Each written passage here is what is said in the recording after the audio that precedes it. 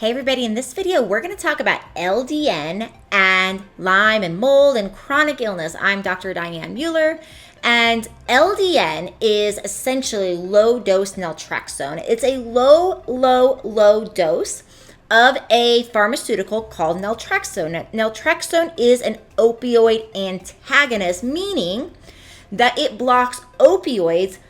It blocks them at the level of the receptor, meaning that opioids, if someone were to take opioids, they would be blocked. So this is used pharmaceutically to wean people off of opioids and opioid addiction. But we do have natural opioid-like substances in our body all of the time, right? This is part of why we have these processes where we can process and handle opioids, is because we do have our natural opioid system in our body.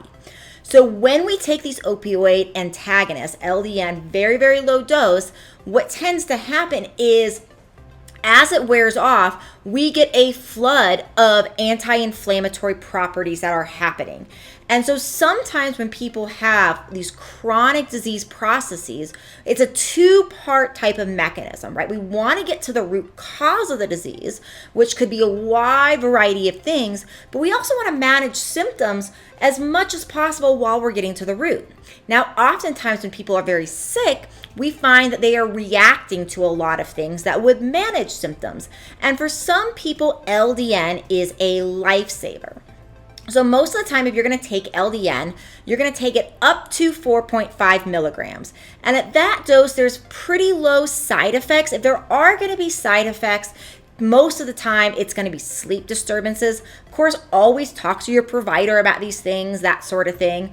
But from the standpoint of why you would use this, you would use this to help give symptomatic relief to things like pain, inflammation, and to your symptoms while you're getting to the root.